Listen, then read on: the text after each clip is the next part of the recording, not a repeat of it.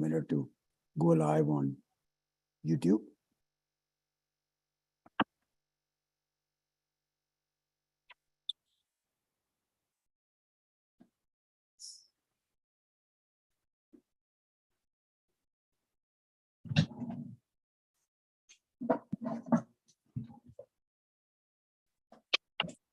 Haji, I am back and I will start recording.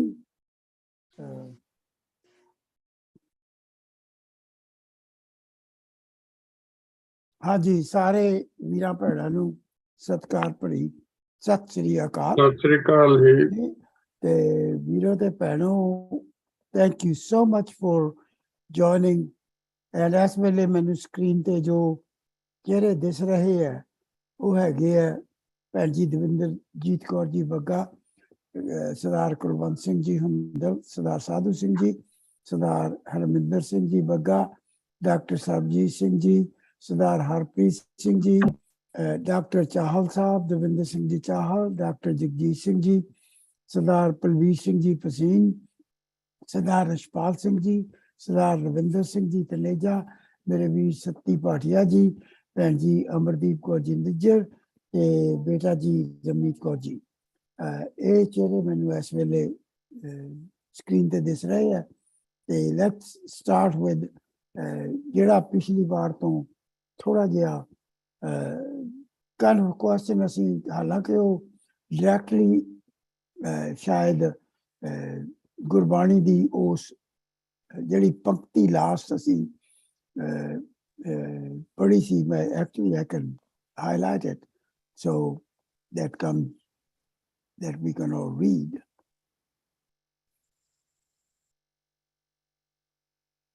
ਹਾਂਜੀ, last ਪੰਕਤੀ ਦੇ ਵਿੱਚ ਪਹਿਲੀ ਲਾਈਨ ਦੇ ਵਿੱਚ ਇਹ ਆ ਰਿਹਾ ਕਿ ਨਾਨਕ ਮੇਰ ਸਰੀਰ ਕਾ ਇੱਕ ਰਥ ਇੱਕ ਰਥਵਾ। ਤੇ ਮੇਰ ਨੂੰ ਜਿੰਨੀ ਵੀ ਇੰਟਰਪ੍ਰੇਸ਼ਨ ਹੋ ਰਹੀ ਹੈ ਉਹ ਇਹ ਕਹਿ ਰਹੀ ਹੈ ਵੀ ਮੇਰ ਤੋਂ ਮੀਨ ਹੈ ਸੁਪਰੀਮ ਟਾਪ।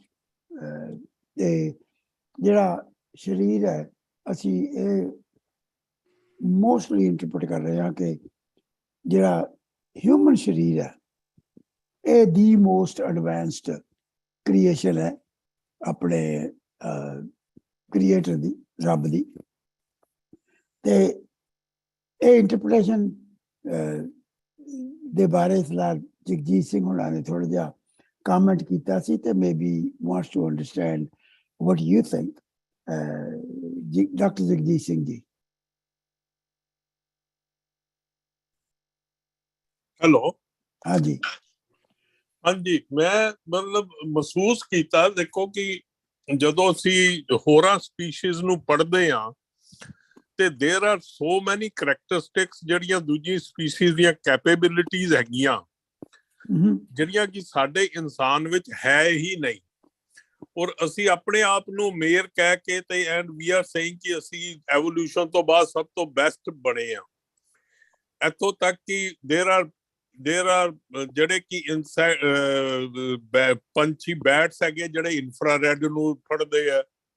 ਦੇਰ ਆਰ ਵੇਲਸ ਜਿਹੜੀਆਂ ਕਿ ਜਿਨ੍ਹਾਂ ਦੀ ਸਵਿੰਗਿੰਗ ਸਾਡੇ ਨਾਲੋਂ ਵੀ ਵਧੀਆ ਹੈਗੀ ਕਈ ਥਾਂ ਤੇ। They can compose music and they can transmit it to at least hundreds of miles. So there are if you think of going into the nature and finding their characteristics, honey bees ਨੂੰ ਤੁਸੀਂ 1000 ਘਰ ਬਣਾ ਕੇ ਇੱਕੋ ਜਿਹੇ ਡੱਬੇ ਬਣਾ ਦਿਓ, ਆਪਣੇ ਘਰ ਹੀ ਜਾਂਦੀਆਂ, ਉਹ ਦੂਜੇ ਦੇ ਘਰ ਨਹੀਂ ਜਾਂਦੀਆਂ। ਸਾਨੂੰ ਆਇਡੈਂਟੀਫਿਕੇਸ਼ਨ ਨੰਬਰ ਚਾਹੀਦੇ ਹੁੰਦੇ ਆ, ਸਾਨੂੰ ਘੜੀਆਂ GPS ਚਾਹੀਦਾ। ਸੋ ਸਾਡੇ ਨਾਲੋਂ 35 ਕਿਲੋਮੀਟਰ ਉਹ ਚੱਲ ਜਾਂਦੀਆਂ without any GPS। Birds can go up to so much extent ਕਿ ਅਸੀਂ ਸੋਚ ਨਹੀਂ ਸਕਦੇ। ਅਸੀਂ ਫਿਰ ਆਪਣੇ ਆਪ ਨੂੰ ਮੇਰ ਕਹਿੰਦੇ ਹਾਂ, ਅਸੀਂ ਕਹਿੰਦੇ ਹਾਂ ਜੀ ਸਾਡੇ ਤੋਂ ਵਧੀਆ ਕੋਈ ਨਹੀਂ। ਸਿਰਫ ਸਾਡੇ ਵਿੱਚ ਜਿਹੜੀ ਕੈਪੇਬਿਲਿਟੀ ਆ ਉਹ ਕੋਆਪਰੇਸ਼ਨ ਦੀ ਤੇ ਚੇਂਜ ਆਫ ਕੋਆਪਰੇਸ਼ਨ ਵੀ ਆ। ਅਸੀਂ ਜਿੱਦਾਂ ਦਾ ਮਰਜ਼ੀ ਆਪਣੇ ਆਪ ਨੂੰ ਬਦਲ ਲੈਂਦੇ ਹਾਂ, that is the only capability. Hypocrites ਵੀ ਬਣ ਜਾਂਦੇ ਆ, ਗਲਤ ਕੰਮ ਵੀ ਕਰ ਲੈਂਦੇ ਹਾਂ, ਸਹੀ ਵੀ ਕਰ ਲੈਂਦੇ ਹਾਂ। ਇਸ ਕਰਕੇ ਅਸੀਂ ਸਿਟੀਜ਼ ਬਣਾ ਲਏ, ਦੂਜਿਆਂ ਤੇ ਕੈਪਚਰ ਕਰਨਾ ਸ਼ੁਰੂ ਕਰਤਾ। ਹੁਕਮ ਵਿੱਚ ਰਹਿਣਾ ਸਾਨੂੰ ਨਹੀਂ ਆਉਂਦਾ, ਮੇਰ ਅਸੀਂ ਬਣ ਗਏ। ਮੈਨੂੰ ਤਾਂ ਇਹ ਨਹੀਂ ਸਮਝ ਆਉਂਦੀ ਸੀ ਹਾਊ ਆਰ ਵੀ ਸੁਪੀਰੀਅਰ। ਜਦ ਕਿ ਅਸੀਂ ਹਿਪੋਕਰੈਟ ਵੀ ਹੋ ਗਏ, ਪਰਮਾਤਮਾ ਦੇ ਹੁਕਮ ਵਿੱਚ ਵੀ ਨਹੀਂ ਰਹਿੰਦੇ, ਸਭ ਕੁਝ ਨਹੀਂ ਰਹਿੰਦੇ, ਤਾਂ ਮਿਹਰ ਅਸੀਂ ਆਪਣੇ ਆਪ ਨੂੰ ਫਿਰ ਕਹੀ ਜਾਂਦੇ ਹਾਂ। So that was my basically concern. So I ਜਿੱਦਾਂ ਪਲਾਂਟਸ ਦੇ ਵਿੱਚ ਪਿਛਲੀ ਵਾਰੀ ਕਿਹਾ, plants don't have brain, plants have a distributed brain system. ਉਹ ਉਨਾ ਹੀ ਖਾਣਾ ਥੱਲੋਂ ਚੁੱਕਦਾ ਜਿੰਨਾ ਉਹਨੂੰ ਚਾਹੀਦਾ, ਔਰ ਕਿਸ ਟਾਈਮ ਤੇ ਚਾਹੀਦਾ ਉਸ ਵੇਲੇ ਚੁੱਕਦਾ। ਅਸੀਂ ਉਹ ਵੀ ਨਹੀਂ ਕਰ ਸਕਦੇ। ਅਸੀਂ ਤਾਂ ਸਭ ਕੁਝ ਖਾਂਦੇ ਹਾਂ, ਲੀਵ ਇਟ ਟੂ ਗੋਡ ਕਿ ਹਾਂ ਬਈ ਜੋ ਸਾਡੇ ਸਰੀਰ ਨੂੰ ਚਾਹੀਦਾ ਰੱਖ ਲਓ ਤੇ ਬਾਕੀ ਦਾ ਸੁੱਟ ਦਿਓ।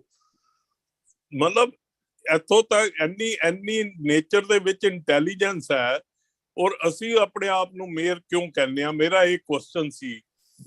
that was my concern। ਅੱਜ ਕਿਉਂਕਿ ਮੈਂ ਥੋੜਾ ਜਿਹਾ ਟਾਈਮ ਘੱਟ ਲਾਂਗਾ ਤੁਹਾਡੇ ਕੋਲੋਂ, so that is a bit, but I will be hearing some of the views for first half an hour। thank you। Doctor साहब बहुत बहुत धन्यवाद। ये सवाल आपने बहुत ही सोहना किया। जिथे तक मेरे वीर भैणा ਜਿਹੜੇ ਗੁਰਬਾਣੀ ਦੀ ਇੰਟਰਪ੍ਰੀਟੇਸ਼ਨ ਕਰਦੇ ਆ, ਨੋਰਮਲੀ ਆਪਾਂ ਇਦਾਂ ਹੀ ਸੁਣੀ ਆ ਕਿ ਗੁਰੂ ਨਾਨਕ ਸਾਹਿਬ ਨੇ ਇਹ ਕਿਹਾ ਕਿ ਅਸੀਂ ਇਹਨੂੰ ਇੰਟਰਪ੍ਰੀਟ ਕਰਨਾ ਸ਼ੁਰੂ ਕਰਤਾ। ਤੇ ਐਟ ਦ ਸੇਮ ਟਾਈਮ ਜਦੋਂ ਅਸੀਂ ਕਿਸੇ ਚੀਜ਼ ਨੂੰ degree of I don't know how to say it, ਕਿ ਮੈਂ ਕਿਹੜਾ ਸ਼ਬਦਾਵਲੀ, ਤੇ ਜੇ ਕਿਸੇ ਨੂੰ ਬਿਹਤਰ ਕਹਿੰਦੇ ਆ ਤੇ ਕੋਈ ਨਾ ਕੋਈ ਸਕੇਲ ਹੁੰਦਾ, ਕਿਹੜੇ ਸਕੇਲ ਨਾਲ ਉਹ ਚੀਜ਼ ਬਿਹਤਰ ਹੈ ਜਾਂ ਵੱਡੀ ਆ ਜਾਂ whatever superior ਹੈ। It always has a scale. If we don't have a scale, then we can't compare, and if we can't compare, then of course we can't say better। So जिस एंगल तो गुरबाणी ने ये गल कही है versus जिस angle तो असी समझते हैं सानू इंटरप्रिटेशन की गई है, that may be different and we need to be understanding। and जो कुछ डॉक्टर साहब ने कहा साइंस बारे कि साइंस ਦੇ ਲਿਹਾਜ਼ ਨਾਲ ਜਦੋਂ ਅਸੀਂ ਦੇਖਦੇ ਹਾਂ ਤਾਂ ਬਾਕੀ ਸਪੀਸੀਜ਼ ਦੇ ਵਿੱਚ ਵੀ, ਇਨਫੈਕਟ ਪਲਾਂਟਸ ਦੇ ਵਿੱਚ ਵੀ ਬ੍ਰੇਨ ਐਂਡ ਫੀਲਿੰਗਸ ਤਾਂ ਐਬਸੋਲੂਟਲੀ ਸਾਇੰਸ ਨੇ ਪ੍ਰੂਵ ਕੀਤੀਆਂ ਹੈਗੀਆਂ। So what do you think, where do you think our disconnect is in what Guru Nanak Sahib may have meant and what we are interpreting? Anybody?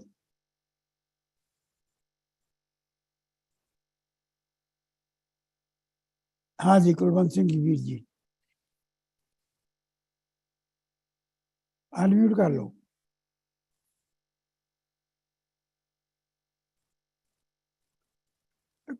मेरे वीर Kulwant Singh ji unmute कर लो।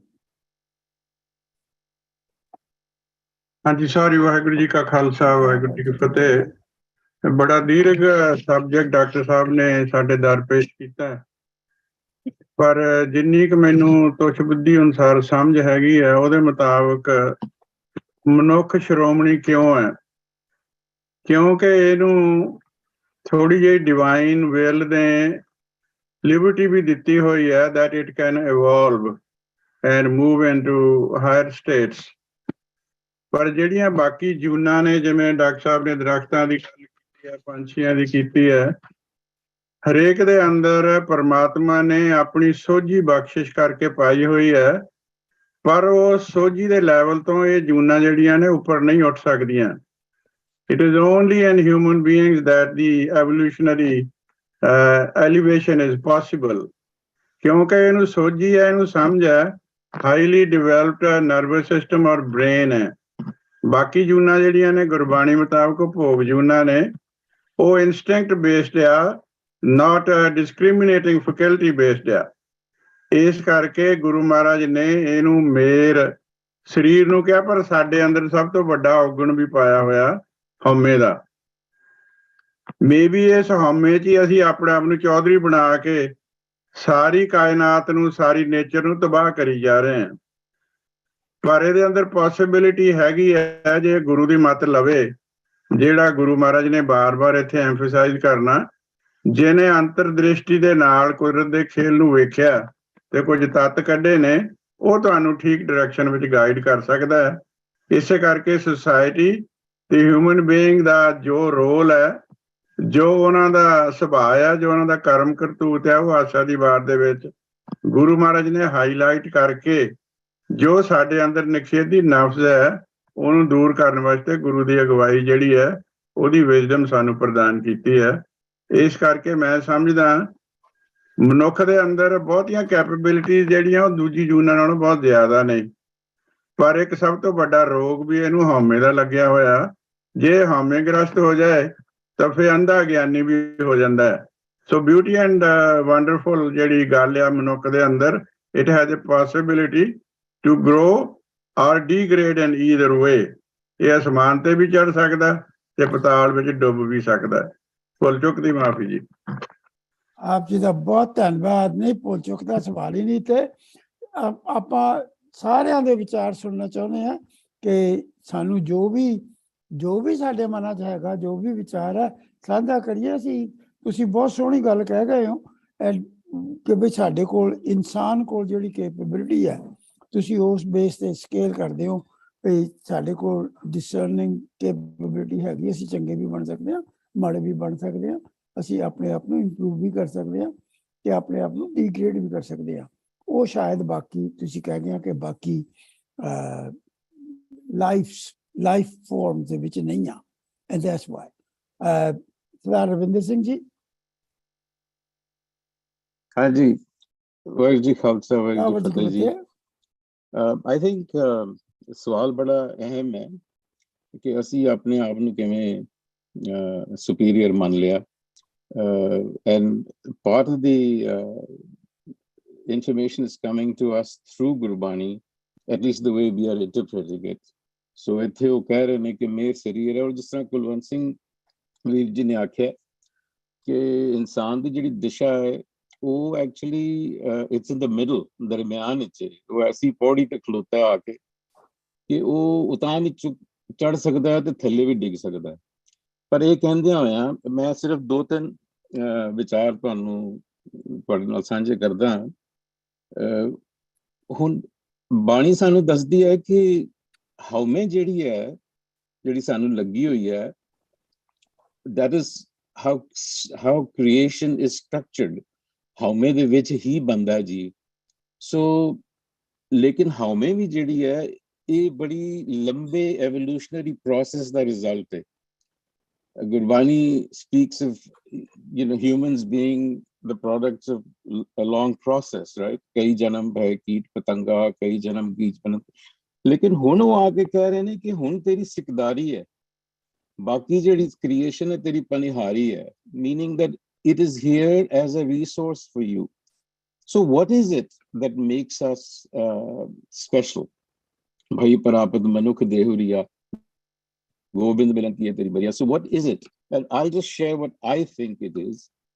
ਤੇ ਜਿਹੜੀ ਇਹ ਹਉਮੈ ਸਾਡੇ ਅੰਦਰ ਆਈ ਹੈ, what makes us special is ਕਿ ਸਾਡੇ ਜਿਹੜੇ ਨਿਊਰਲ ਐਨਹਾਂਸਮੈਂਟਸ ਹੁੰਦੇ ਨੇ ਬ੍ਰੇਨ ਦੇ, ਜਿਹੜਾ ਸਾਡਾ ਜਿਹੜਾ ਹੈ ਨਾ the latest sort of cortex, ਜਿਹਦੇ ਵਿੱਚ ਸਾਡੀ ਕਪੈਸਿਟੀਜ਼ ਆਈਆਂ ਨੇ ਜਿਹੜੀਆਂ ਯੂਨੀਕਲੀ ਹਿਊਮਨ ਨੇ, and they are language, speech, communication, culture।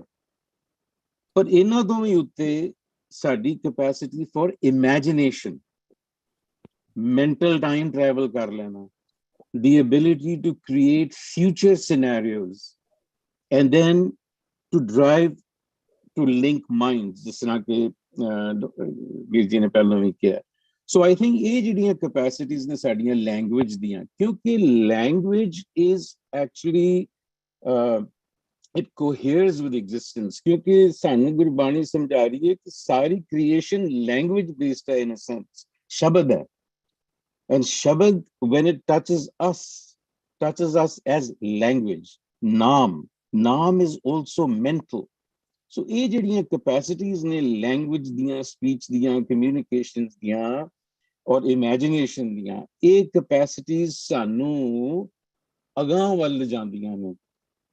ਅਸੀਂ ਹੁਣ ਹਉਮੈ 'ਚ ਫਸ ਕੇ ਥੱਲੇ ਵੀ ਡਿੱਗ ਸਕਦੇ ਹਾਂ, ਲੇਕਿਨ ਉਹ ਸਾਨੂੰ ਦੱਸਦੇ ਨੇ ਹਉਮੈ ਤੀਰਗ ਰੋਗ ਹੈ, ਦਾਰੂ ਵੀ ਇਸ ਮਾਏ। वो दारू भी उसी हौमे विच है। So you can go either way, but these capacities are uniquely human. बस इन्ना कोई कहांगा जी। वाहिगुरू जी का खालसा, वाहिगुरू जी की फतेह। ਵੀਰ ਜੀ thank you so much, thank you so much. ਉੱਦਾਂ ਮੈਂ ਡਾਕਟਰ ਜਗਜੀਤ ਸਿੰਘ ਹੁਣਾਂ ਦਾ ਜਿਸ ਤਰੀਕੇ ਨਾਲ ਇਹ ਸੋਚਦੇ, ਮੈਂ ਉਹਦਾ ਮੇਰੀ ਆਪਣੀ ਇੰਟਰਪ੍ਰੀਟੇਸ਼ਨ ਉਹਦੇ ਪਾਸੇ ਇੱਦਾਂ ਦੀ ਆ ਕਿ let us all try to understand and answer ਕਿ ਬਈ ਜਿੰਨੇ ਵੀ ਗੁਣ ਮੇਰੇ ਵੀਰ ਤਨੇਜਾ ਸਾਹਿਬ ਨੇ, ਸਰਦਾਰ ਰਵਿੰਦਰ ਸਿੰਘ ਜੀ ਨੇ ਫਰਮਾਏ ਆ ਕਿ ਸਾਡੇ ਕੋਲ ਹਿਊਮਨ ਕੋਲ ਆਹ ਕੈਪੇਬਿਲਿਟੀ ਹੈ। ਅੱਜ ਸਾਇੰਸ ਪ੍ਰੂਵ ਕਰ ਰਹੀ ਹੈ ਕਿ ਬਾਕੀ ਲਾਈਫ ਫਾਰਮ ਦੇ ਵਿੱਚ ਵੀ ਹੈ। ਤੇ ਜੋ ਕੁਛ ਇਹਨਾਂ ਨੇ ਜਗਜੀਤ ਸਿੰਘ ਨੇ ਪੁਣਿਆ, ਮੈਂ ਤਾਂ ਇਸ ਪਾਸੇ ਮੈਂ ਆਪ ਜੀ ਨਾਲ ਸਾਂਝੀ ਕਰਦਾ ਵੀ ਆਪਾਂ ਨੂੰ maybe somebody can say ਕਿ where in Gurbani or in science does it say ਕਿ ਬਾਕੀ ਲਾਈਫ ਫਾਰਮ ਦੇ ਵਿੱਚ ਇਹ ਚੀਜ਼ਾਂ ਨਹੀਂ ਆ। ਡਾਕਟਰ ਸਰਬਜੀਤ ਸਿੰਘ ਜੀ। ਵਾਹਿਗੁਰੂ ਜੀ ਕਾ ਖਾਲਸਾ, ਵਾਹਿਗੁਰੂ ਜੀ ਕੀ ਫਤਿਹ। ਪਹਿਲਾਂ ਇਸ ਸ਼ਲੋਕ ਨੂੰ ਪੜ੍ਹ ਲਈਏ ਤਾਂ ਸਾਨੂੰ ਕਾਫੀ ਚੀਜ਼ਾਂ ਕਲੀਅਰ ਹੋ ਜਾਂਦੀਆਂ। ਗੁਰੂ ਮਹਾਰਾਜ ਜਿੱਥੇ ਗੱਲ ਕੀਤੀ ਹੈ ਨਾ, ਨਾਨਕ ਮੇਰ ਸਰੀਰ ਕਾ ਇੱਕ ਰਥ ਵਾ। ਹੁਣ ਕੁਦਰਤ ਨੇ ਤੇ ਮਨੁੱਖ ਨੂੰ ਇੱਕ ਬਹੁਤ ਵੱਡਾ ਸਰੀਰ ਦਿੱਤਾ ਵਾ, ਬਹੁਤ ਵੱਡੀ ਸੋਚ ਦਿੱਤੀ ਆ, ਇੱਕ ਥਿੰਕਿੰਗ ਦਿੱਤੀ ਆ। ਕਿਉਂਕਿ ਮਨੁੱਖ ਵਿੱਚ ਇੱਕ ਐਸੀ ਕੈਪੇਬਿਲਿਟੀ ਹੈਗੀ ਆ ਕਿ ਇਹ ਥਿੰਕ ਕਰ ਸਕਦਾ ਵਾ, ਆਪਣੇ ਵਿਊ ਬਣਾ ਸਕਦਾ ਔਰ ਵਿਊਜ਼ ਨੂੰ ਚੇਂਜ ਵੀ ਕਰ ਸਕਦਾ, ਜਿਹੜੀ ਕਿ ਬਾਕੀ ਜੀਵ ਜੰਤੂਆਂ ਜਾਂ ਪਲਾਂਟਸ ਵਿੱਚ ਨਹੀਂ। ਉਹਨਾਂ ਦੇ ਵਿੱਚ ਜੇ ਹੈ ਪਰਟੀਕੂਲਰ ਇੱਕ ਟਾਈਪ ਦੀ ਕੈਪੇਬਿਲਿਟੀ ਹੈ, ਔਰ ਹੋ ਸਕਦਾ ਉਹ ਮਨੁੱਖ ਨਾਲੋਂ ਵੀ ਜ਼ਿਆਦਾ ਹੋਵੇ, ਕੋਈ ਸ਼ੱਕ ਦੀ ਗੱਲ ਨਹੀਂ, ਜਿਸ ਤਰ੍ਹਾਂ ਵੀਰ ਜੀ ਨੇ ਵੀ ਜ਼ਿਕਰ ਕੀਤਾ ਵਾ।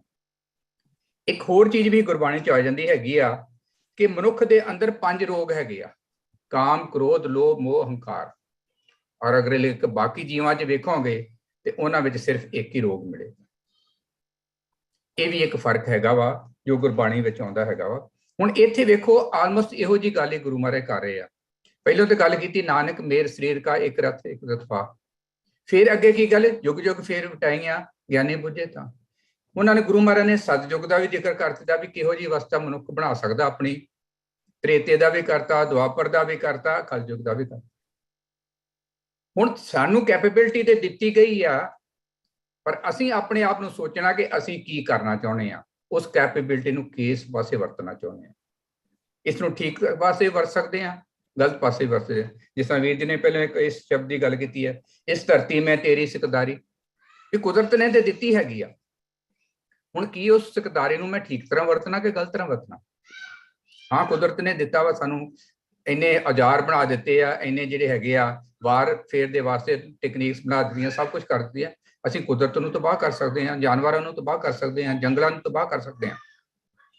ਇੱਕ ਪਾਸੇ ਤੇ ਇਹ ਸੋਚ ਆ, ਦੂਸਰੇ ਪਾਸੇ ਇਹ ਵੀ ਸੋਚ ਹੈਗੀ ਆ ਕਿ ਇਹਨਾਂ ਨੂੰ ਆਬਾਦ ਵੀ ਕਰ ਸਕਦੇ ਹਾਂ, ਇਹਨਾਂ ਨੂੰ ਬਹੁਤ ਸੁੰਦਰ ਬਣਾ ਸਕਦੇ ਹਾਂ। ਇਸ ਧਰਤੀ ਨੂੰ ਇੱਕ ਬਹੁਤ ਸੁੰਦਰ ਕੁਦਰਤ ਨੇ ਸਾਨੂੰ ਦਿੱਤੀ ਹੈਗੀ ਆ, ਪਰ ਅਸੀਂ ਇਸ ਨੂੰ ਕਿਸ ਪਾਸੇ ਵਰਤਣਾ ਵਾ, ਇਹ ਸਾਡੇ ਦੇ ਸੰਬੰਧ ਇਸ ਸ਼ਬਦ ਵਿੱਚ ਗੁਰੂ ਮਹਾਰਾਜ ਨੇ ਇਹ ਸਾਨੂੰ ਦੱਸਿਆ ਵਾ ਕਿ ਸਾਨੂੰ ਕੈਪੇਬਿਲਿਟੀ ਦੇ ਦਿੱਤੀ ਆ, ਪਰ ਇਸ ਕੈਪੇਬਿਲਿਟੀ ਨੂੰ ਅਸੀਂ ਕਿੱਥੇ ਔਰ ਕਿਸ ਤਰ੍ਹਾਂ ਵਰਤਣਾ, ਉਹ ਸਾਨੂੰ ਸੋਚਣਾ ਹੈ। ਵਾਹਿਗੁਰੂ ਜੀ ਕਾ ਖਾਲਸਾ, ਵਾਹਿਗੁਰੂ ਜੀ ਕੀ ਫਤਿਹ। ਆਪ ਜੀ ਦਾ ਬਹੁਤ ਬਹੁਤ ਧੰਨਵਾਦ ਡਾਕਟਰ ਸਾਹਿਬ, ਤੁਸੀਂ ਬੜੇ ਪਿਆਰ ਨਾਲ ਦੱਸ ਗਏ ਹੋ, ਇਹ ਦੱਸ ਗਏ ਹੋ ਕਿ ਗੁਰੂ ਸਾਹਿਬ ਨੇ ਕਿਹੜੇ ਐਂਗਲ ਤੋਂ ਇਹਨੂੰ ਐਡਰੈਸ ਕੀਤਾ। Anyone else wants to share doctor ਸਾਹਿਬ ਦੇ ਸਵਾਲ ਦਾ ਜਵਾਬ, ਜਾਂ ਤੁਹਾਡੀ ਆਪਣੀ ਇੰਟਰਪ੍ਰੀਟੇਸ਼ਨ ਕਿ ਇੱਥੇ ਗੁਰੂ ਸਾਹਿਬ ਨੇ ਜਿਹੜਾ ਸ਼ਬਦ ਮੇਰ ਲਿਖਿਆ, ਇਹ ਤੋਂ ਕੀ ਭਾਵ ਹੈ? ਇੱਕ ਬੇਨਤੀ ਕਰਨਾ ਚਾਹਾਂ, ਮੈਂ ਥੋੜਾ ਨਾ ਐਡ ਕਰਨਾ ਭੁੱਲ ਗਿਆ, ਕਿਉਂਕਿ ਵੀਰ ਜੀ ਨੇ ਇਹ ਡਾਰਵਿਨ ਥਿਊਰੀ ਨਾਲ ਦੱਸਿਆ ਸੀਗਾ ਕਿ ਇਹਦਾ ਸੰਬੰਧ ਜਿਹੜਾ ਬਣਦਾ ਹੈਗਾ ਵਾ, ਜਦ ਕਿ ਮੈਂ ਜਸਟ ਸਰਚ ਕਰ ਰਿਹਾ ਸੀਗਾ ਕਿ ਗੁਰਬਾਣੀ ਵਿੱਚ ਕੋਈ ਸ਼ਬਦ ਨਹੀਂ ਮਿਲਦਾ ਜਿਸ ਵਿੱਚ ਡਾਰਵਿਨ ਦੀ ਥਿਊਰੀ ਵਰਗੀ ਸਪੋਰਟ ਗੁਰੂ ਮਹਾਰਾਜ ਨੇ ਕਿਸੇ ਸ਼ਬਦ ਵਿੱਚ ਦਿੱਤੀ ਹੈਗੀ ਆ। ਜਿੱਥੇ ਵੀ ਗਲਤ ਕੀਤੀ, ਜਸਟ 2 ਥੋੜੇ ਨੇ, ਉਸ ਦੇ ਬੜੇ ਡਿਫਰੈਂਟ ਸ਼ਬਦ ਹੈਗੇ ਆ। ਜਿਸ ਤਰ੍ਹਾਂ ਇੱਕ ਸ਼ਬਦ ਹੈਗਾ ਹੁਕਮੇ ਸਹਿਜੇ ਸਿਸ਼ਟ ਪਾਈ, ਕਰ ਕਰ ਵੇਖੇ ਆਪਣੀ ਵਡਿਆਈ। ਇੱਥੇ ਮਤਲਬ ਸਹਿਜ ਅਵਸਥਾ ਦਾ ਵਰਡ ਯੂਜ਼ ਕੀਤਾ ਗਿਆ, ਪਰ ਡਾਰਵਿਨ ਥਿਊਰੀ ਨਾਲ ਇਹ ਵੀ ਫੇਰ ਨਹੀਂ ਰੋਡ ਕਰਦਾ। ਆਪੇ ਕਰੇ ਕਰਤਾ, ਆਪੇ ਹੁਕਮ ਰਿਆ ਸਮਾਈ ਰੇ। ਬਾਕੀ ਦੂਸਰਾ ਸ਼ਬਦ ਤੇ ਸੁਨ ਕਲਾ ਕਰ ਪਰਤਾਰੀ, ਆਪ ਨਿਰੰਜਨ ਅਪਰਪਾਰੀ, ਆਪੇ ਕੁਦਰਤ ਕਰ ਕਰ ਦੇਖੇ, ਸੁਣਨੇ ਸੁਣ ਪਾਇੰਦਾ, ਪੌਣ ਪਾਣੀ ਸੁਣਨੇ ਤੇ ਸਾਜੇ। ਗੁਰੂ ਮਹਾਰਾਜ ਨੇ ਸਾਰੀ ਸ੍ਰਿਸ਼ਟੀ ਸਾਜਣਾ ਦੀ ਗੱਲ ਕੀਤੀ ਆ, ਪਰ ਕਿਤੇ ਵੀ ਮੈਨੂੰ ਨਹੀਂ ਲੱਗਾ ਕਿ ਗੁਰਬਾਣੀ ਵਿੱਚ ਇਹੋ ਜਿਹਾ ਸ਼ਬਦ ਹੈਗਾ ਕਿ ਜਿਹੜਾ ਡਾਰਵਿਨ ਥਿਊਰੀ ਨੂੰ ਸਪੋਰਟ ਕਰਦਾ। ਵਾਹਿਗੁਰੂ ਜੀ ਕਾ ਖਾਲਸਾ, ਵਾਹਿਗੁਰੂ ਜੀ ਕੀ ਫਤਿਹ। ਆਪ ਜੀ ਦਾ ਬਹੁਤ ਬਹੁਤ ਧੰਨਵਾਦ। ਗ੍ਰੇਟ। ਹਾਲਾਂਕਿ ਗੁਰਬਾਣੀ ਕਿਸੇ ਥਿਊਰੀ ਦੀ, ਸਾਇੰਟੀਫਿਕ ਥਿਊਰੀ ਦੀ ਗੱਲ ਨਹੀਂ ਕਰਦੀ, ਇਹਨਾਂ ਦੀ ਇਹਦੀ ਆਪਣੀ ਥਿਊਰੀ ਆ ਕ੍ਰੀਏਸ਼ਨ ਦੀ, ਵੀ ਕਿੱਦਾਂ ਧੰਦੂਕਾਰੇ ਤੋਂ ਪਾਣੀ ਬਣਿਆ ਤੇ ਬਾਕੀ ਫਿਰ ਸਾਰੇ ਪਾਣੀ ਤੋਂ ਜੀਵ ਆਏ ਆ। Not necessarily Darwin theory, but enough said to say ਕਿ ਬਈ ਕਿਹੜੇ ਤਰੀਕੇ ਨਾਲ ਸ੍ਰਿਸ਼ਟੀ ਦੀ ਸਾਜਨਾ ਹੋਈ ਹੈ। ਬਹੁਤ ਧੰਨਵਾਦ। ਸਰਦਾਰ ਹਰਪ੍ਰੀਤ ਸਿੰਘ ਜੀ। ਵਾਹਿ ਖਾਲਸਾ ਵਾਹਿ ਫਤਿਹ ਜੀ। ਦੋ ਚੀਜ਼ਾਂ ਐਡ ਕਰਾਂਗਾ, ਰਿਪੀਟ ਨਹੀਂ ਕਰਾਂਗਾ। One, when we read text, especially the divine text or Gurbani, many times we get fixated on the literal meanings of the words. And this literalism mostly takes over for us. And ਅਸੀਂ ਉਹਦੇ ਵਿੱਚ ਹੀ ਉਹਨੂੰ validate ਕਰਨ ਚ ਲੱਗ ਜਾਂਦੇ ਹਾਂ ਤੇ ਅਸੀਂ ਬਿਗਰ ਪਿਕਚਰ ਤੋਂ ਥੋੜਾ ਵਾਂਝੇ ਰਹਿ ਜਾਂਦੇ ਹਾਂ। ਫॉर एग्जांपल, ਗੁਰਬਾਣੀ ਦੇ ਵਿੱਚ majority of the time ਜਿਹੜਾ ਮੈਸੇਜ ਦਿੱਤਾ ਗਿਆ ਉਹ ਇਹ ਹੈਗਾ ਕਿ ਜੋ ਕੁਝ ਇਸ ਸ੍ਰਿਸ਼ਟੀ 'ਚ ਵਾਪਰ ਰਿਹਾ ਉਹ ਹੁਕਮ ਦੇ ਅੰਦਰ ਵਾਪਰ ਰਿਹਾ ਜਾਂ ਨਾਮ ਦੇ ਅਕੋਰਡਿੰਗਲੀ ਹੁਕਮ ਦੇ ਅੰਦਰ ਵਾਪਰ ਰਿਹਾ। ਜਿਵੇਂ ਮਨੁੱਖ ਦਾ ਵੀ ਆਣਾ ਜਾਣਾ, ਆਗਿਆ ਆਵੇ ਆਗਿਆ ਜਾਵੇ, ਮਾਨਸ ਕੇ ਕਿਛ ਨਾਹੀ ਹਾਥ, ਇਹੋ ਜਿਹੀਆਂ ਚੀਜ਼ਾਂ ਸਾਰੀਆਂ ਉਹਨਾਂ ਨੇ ਐਕਸਪਲੇਨ ਕੀਤੀਆਂ ਗੁਰਬਾਣੀ 'ਚ ਕਿ ਇਹ ਸਾਰੀ ਸ੍ਰਿਸ਼ਟੀ ਇੱਕ ਹੁਕਮ ਦੇ ਅੰਦਰ ਚੱਲ ਰਹੀ ਹੈ। ਤੇ if you want to explain a scientific theory, then you can actually explain it in context with this. ਕਿ ਇਹ ਤਾਂ ਹੀ ਕੰਪੈਟੀਬਲ ਹੋਏਗਾ ਨਾ ਜੇ ਤੁਸੀਂ ਕਹੋਗੇ ਜਾਂ ਤੁਸੀਂ ਮੰਨੋਗੇ ਕਿ ਜੋ ਕੁਝ ਹੋ ਰਿਹਾ ਹੁਕਮ ਦੇ ਵਿੱਚ ਹੋ ਰਿਹਾ, ਜੇ ਐਵੋਲੂਸ਼ਨ ਵੀ ਹੋ ਰਹੀ ਹੈ, ਜੇ process of the selection of the fittest ਜਿਹੜਾ ਹੋ ਰਿਹਾ ਹੈ ਉਹ ਵੀ ਹੁਕਮ 'ਚ ਹੀ ਹੋ ਰਿਹਾ। ਸੋ ਇਸ ਚੀਜ਼ ਨੂੰ ਤੁਹਾਨੂੰ ਅਲਾਈਨ ਕਰਨਾ ਪਏਗਾ with bigger picture। ਹੁਣ ਮੇਰ ਸਰੀਰ ਕਾ ਗੁਰੂ ਨਾਨਕ ਸਾਹਿਬ ਨੇ ਜੇ ਵਰਤਿਆ ਤੇ ਇਹ ਗੁਰੂ ਨਾਨਕ ਸਾਹਿਬ ਕਹਿ ਰਿਹਾ ਕਿ ਤੁਹਾਡੀ ਸੋਚ ਸਮਝ ਜਿਹੜੀ ਹੈ ਉਹ ਇਸ ਚੀਜ਼ ਨੂੰ ਸਮਝਣ ਦੇ ਕਾਬਿਲ ਹੋਣੀ ਚਾਹੀਦੀ ਹੈ ਤਾਂ ਕਿ ਤੁਸੀਂ ਗਿਆਨੀ ਬਣ ਸਕੋ ਇਹ ਚੀਜ਼ਾਂ ਕਿਉਂ ਵਾਪਰ ਰਹੀਆਂ ਨੇ। ਸੋ ਲਿਟਰਲਿਜ਼ਮ ਦੇ ਉੱਤੇ ਫੋਕਸ ਕਰਨ ਦੀ ਬਜਾਏ I think we need to figure out the bigger picture of the message, and that is how you move forward। ਜੇ ਸਾਰੀ ਸ੍ਰਿਸ਼ਟੀ ਬਣੀ ਹੈ, ਕਈ ਵਾਰੀ ਅਸੀਂ ਕਹਿੰਦੇ ਹਾਂ ਕਿ ਇਹ ਸਾਰਾ ਯੂਨੀਸਨ 'ਚ ਚੱਲ ਰਿਹਾ ਹੈ, ਸਾਰਾ ਕੁਝ ਜਿਹੜਾ ਉਹ ਹਾਰਮਨੀ 'ਚ ਚੱਲ ਰਿਹਾ ਹੈ, ਤੇ ਕਿਉਂ ਚੱਲ ਰਿਹਾ? ਸਿਰਫ ਫੋਕਸ ਆਦਮੀ ਤੇ ਨਾ ਕਰੋ ਜਾਂ ਇਨਸਾਨ ਤੇ ਨਾ ਕਰੋ, ਬਾਕੀ ਸ੍ਰਿਸ਼ਟੀ ਤੇ ਵੀ ਕਰੋ ਤਾਂ ਇਹ picture as a greater picture ਪਤਾ ਲੱਗਦੀ ਹੈ। Thank you very much. Sardar Harpreet Singh ji, thank you, thank you, thank you. You have introduced new thing and you've introduced new way to look at it. That's very nice. Rather than going literally and saying, is this true or not? Let's take a message, and does the message give us something to, some guidance so we can be secure. That's very nice. Thank you. Sardar Ravinder Singh ji, aap ji da dobara. Rishpal Singh. Veer ji, I just wanted to very quickly respond. I may have used evolutionary language, but I was not suggesting ਕਿ ਗੁਰਮਤ ਵਿੱਚ ਜਾਂ ਗੁਰਬਾਣੀ ਦੇ ਵਿੱਚ ਕੋਈ evolution ਦੀ theory ਦੀ support ਹੈਗੀ ਹੈ। ਸਾਡੀ ਇਹ ਰੋਜ਼ਮਰਾ ਦੀ ਜਿਹੜੀ ਸਪੀਚ ਹੈ, ਲੈਂਗੁਏਜ ਹੈ, ਇਹਦੇ ਵਿੱਚ ਇਹ ਐਵੋਲੂਸ਼ਨਰੀ ਸੈਂਸ ਨੈਚੁਰਲੀ ਪੈਦਾ ਹੋ ਗਈ ਹੋਈ ਹੈ। ਬਟ ਦੈਟ ਡਜ਼ਨਟ ਮੀਨ ਕਿ ਵੀ ਮੈਂ I just want to make that clear that I am not at all suggesting that Gurbani can be equated. On the other hand, ਜਿਸ ਤਰ੍ਹਾਂ ਵੀਰ ਹਰਪ੍ਰੀਤ ਸਿੰਘ ਨੇ ਕਿਹਾ ਹੈ ਕਿ ਸਾਰਾ ਕੁਝ ਹੁਕਮ ਵਿੱਚ ਚੱਲ ਰਿਹਾ ਹੈ, ਐਵੋਲੂਸ਼ਨ ਵੀ ਜਿਹੜੀ ਪ੍ਰੋਸੈਸ ਹੈ ਉਹ ਵੀ ਹੁਕਮ ਦੇ ਵਿੱਚ ਹੀ ਚੱਲ ਰਹੀ ਹੈ। ਬਟ ਸਾਨੂੰ ਗੁਰਬਾਣੀ ਕੀ ਕਹਿ ਰਹੀ ਹੈ? ਅਲਟੀਮੇਟਲੀ ਤੁਹਾਡਾ ਕੰਮ ਕੀ ਹੈ? ਤੁਹਾਨੂੰ ਅਵੇਅਰਨੈਸ ਮਿਲੀ ਹੈ, ਸੈਲਫ ਕੌਨਸ਼ੀਅਸਨੈਸ ਮਿਲੀ ਹੈ, ਤੁਸੀਂ ਆਪਣੀ ਓਰੀਜਨਲ ਸਟੇਟ ਜਿਹੜੀ ਹੈ ਕੌਨਸ਼ੀਅਸਨੈਸ ਦੀ, ਉਸ ਨੂੰ ਦੁਬਾਰਾ ਤੋਂ ਮਹਿਸੂਸ ਕਰਨਾ ਜਾਂ ਪਛਾਣਨਾ। This is what separates you from everything else. Thank you ਜੀ। ਬਹੁਤ ਧੰਨਵਾਦ।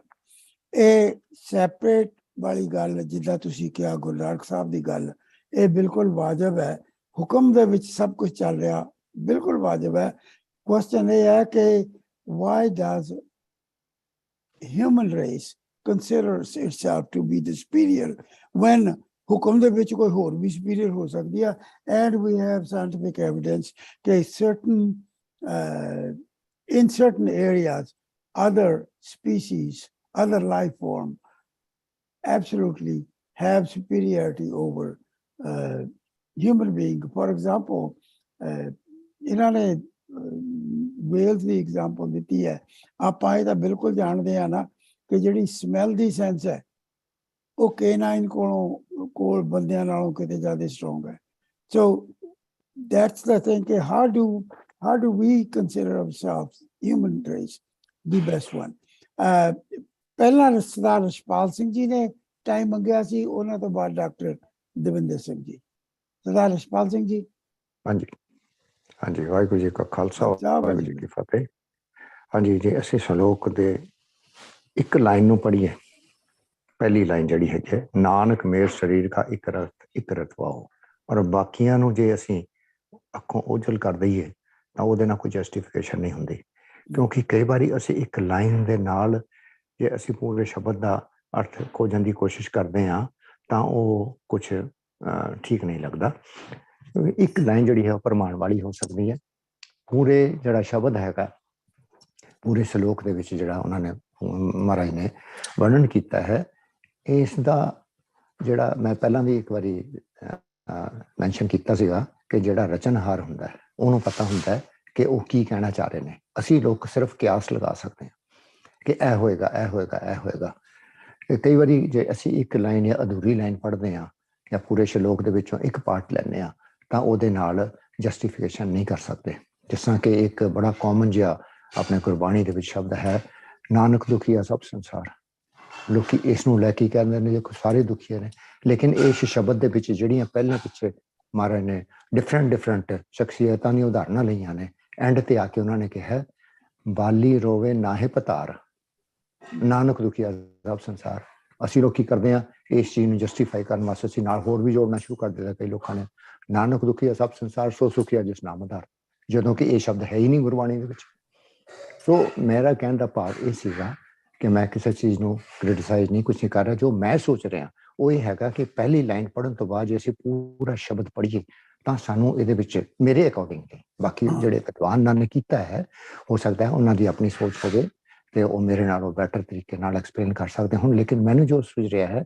ਉੱਥੇ ਗੁਰੂ ਨਾਨਕ ਸਾਹਿਬ ਨੇ ਜਿਹੜਾ ਸਰੀਰ ਦੀ ਗੱਲ ਕੀਤੀ ਹੈ ਇਹ ਇਨਸਾਨੀ ਸਰੀਰ ਦੀ ਗੱਲ ਕੀਤੀ ਹੈ ਇੰਡੀਵਿਜੂਅਲ ਦੀ ਗੱਲ ਕੀਤੀ ਹੈ ਨਾਨਕ ਮੇਰ ਸਰੀਰ ਦਾ ਇੱਕ ਰਤਵਾ ਸਾਡੇ ਸਰੀਰ ਦੇ ਵਿੱਚ ਰਥ ਵੀ ਹੈ ਤੇ ਰਥਵਾ ਵੀ ਹੈ ਰਥਵਾ ਮੇਰੇ ਖਿਆਲ ਨਾਲ ਉਹਨਾਂ ਨੇ ਦਿੱਤਾ ਸਾਡੇ ਮਨ ਦੀ ਅਵਸਥਾ ਮਨ ਤੇ ਰਥ ਜਿਹੜਾ ਹੈਗਾ ਉਹ ਸਾਡੇ ਸਰੀਰ ਨੂੰ ਤੇ ਅਸੀਂ ਜਿਹੜੀ ਸਾਡੀ ਮਨ ਦੀ ਅਵਸਥਾ ਹੈ ਉਹ ਡਿਫਰੈਂਟ ਸਮੇਂ ਤੇ ਡਿਫਰੈਂਟ ਹੋ ਸਕਦੀ ਹੈ ਤੇ ਉਸ ਮਨ ਦੀ ਅਵਸਥਾ ਦੇ ਅਨੁਸਾਰ ਹੀ ਅਸੀਂ ਇਹ ਚਾਰੇ ਯੁਗਾਂ ਨੂੰ ਭੋਗਦੇ ਹਾਂ ਕਦੇ ਅਸੀਂ ਸਤਿਯੁਗ ਵਿੱਚ ਕਦੇ ਅਸੀਂ ਤ੍ਰੇਤਾ ਮਹਿਸੂਸ ਕਰਦੇ ਹਾਂ ਕਦੇ ਦੁਆਪਰ ਤੇ ਕਦੇ ਕਲਯੁਗ ਸੋ ਇਹ ਜਿਹੜਾ ਕੰਪੈਰੀਜ਼ਨ ਹੈ ਮੇਰਾ ਖਿਆਲ ਹੈ ਕਿ ਇਹ ਬਾਕੀ ਸਰੀਰਾਂ ਦੇ ਨਾਲ ਜਾਨਵਰਾਂ ਦੇ ਨਾਲ ਜਾਂ ਬਨਸਪਤੀ ਦੇ ਨਾਲ ਜਾਂ ਹੋਰ ਚੀਜ਼ਾਂ ਦੇ ਨਾਲ ਉਹਨਾਂ ਨੇ ਕੰਪੈਰੀਜ਼ਨ ਕਰਨ ਦੀ ਕੋਸ਼ਿਸ਼ ਨਹੀਂ ਕੀਤੀ ਹੋਏਗੀ ਇਹ ਸਿਰਫ ਇੱਕ ਇਨਸਾਨ ਦੀ ਜਿਹੜੀ ਮਨ ਦੀ ਵਿਵਸਥਾ ਹੈ ਉਸ ਨੂੰ ਐਕਸਪਲੇਨ ਕਰਨ ਵਾਸਤੇ ਇਹ ਸਾਰੀਆਂ ਚੀਜ਼ਾਂ ਜਿਹੜੀਆਂ ਨੇ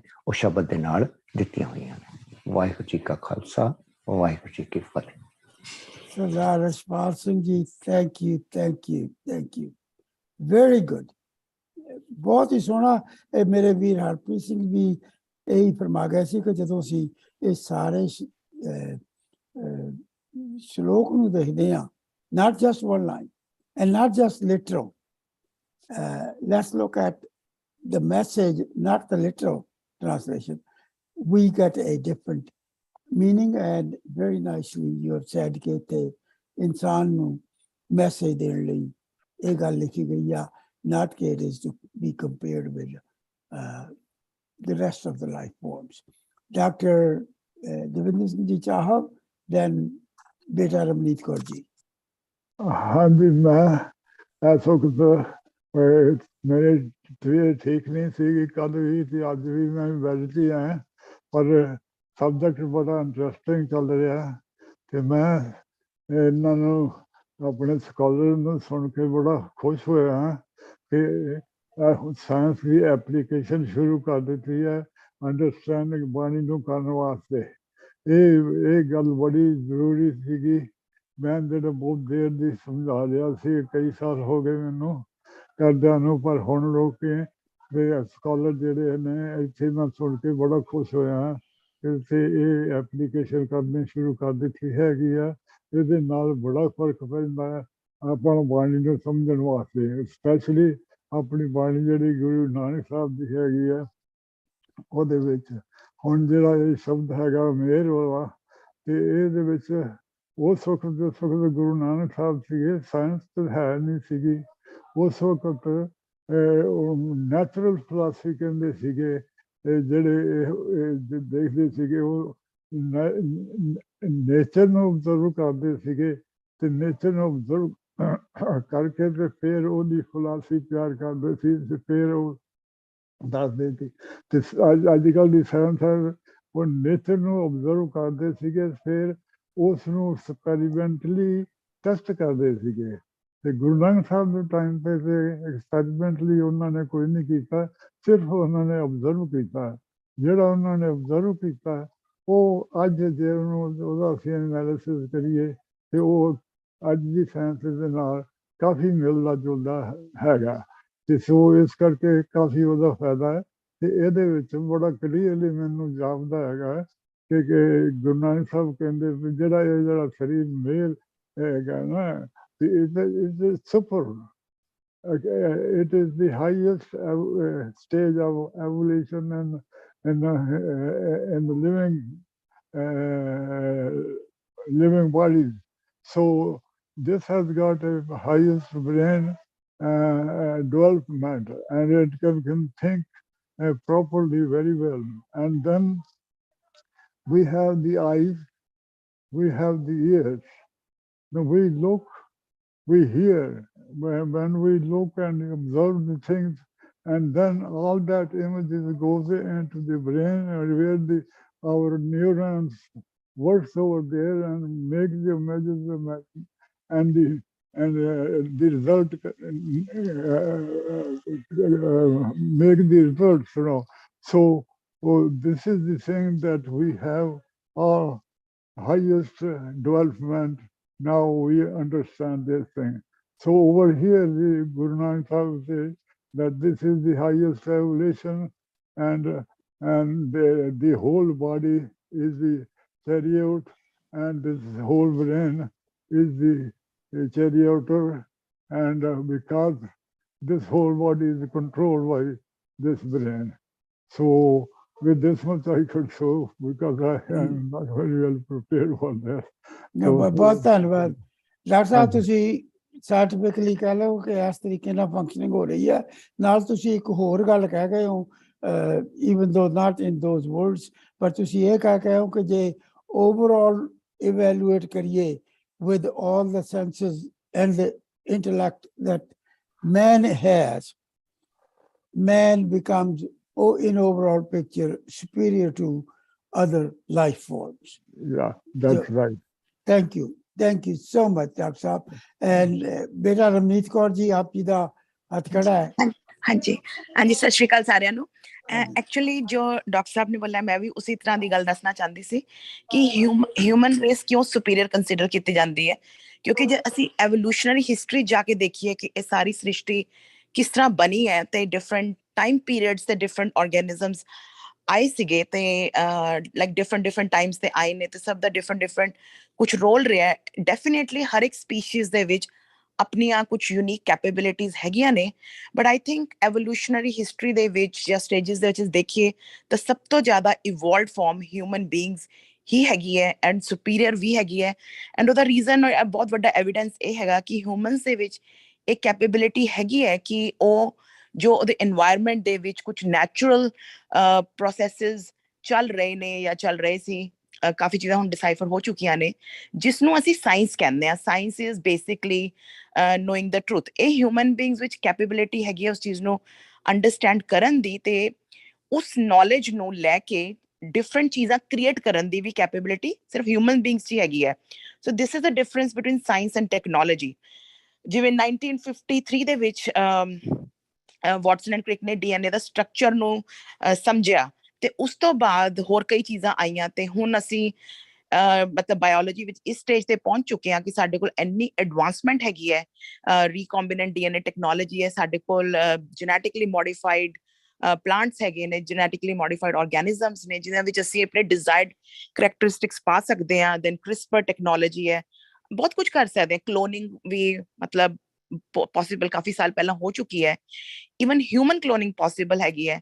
ਸੋ what I'm trying to say is ਕਿ ਹਿਊਮਨ ਬੀਇੰਗਸ ਮੇਰੇ ਪਰਸਪੈਕਟਿਵ ਦੇ ਵਿੱਚ they are really superior, because ਉਹਨਾਂ ਵਿੱਚ ਇਹ ਕੈਪੇਬਿਲਿਟੀ ਹੈਗੀ ਹੈ ਆਪਣੇ ਆਲੇ ਦੁਆਲੇ ਨੂੰ ਜਾਣ ਕੇ, ਉਹ ਪ੍ਰੋਸੈਸਿਸ ਨੂੰ ਅੰਡਰਸਟੈਂਡ ਕਰਕੇ, ਉਹਨਾਂ ਚੀਜ਼ਾਂ ਨੂੰ ਉਸ ਨੌਲੇਜ ਨੂੰ ਯੂਜ਼ ਕਰਕੇ ਡਿਫਰੈਂਟ ਚੀਜ਼ਾਂ ਕ੍ਰੀਏਟ ਕਰਨ ਦੀ ਕੈਪੇਬਿਲਿਟੀ ਹੈਗੀ ਹੈ।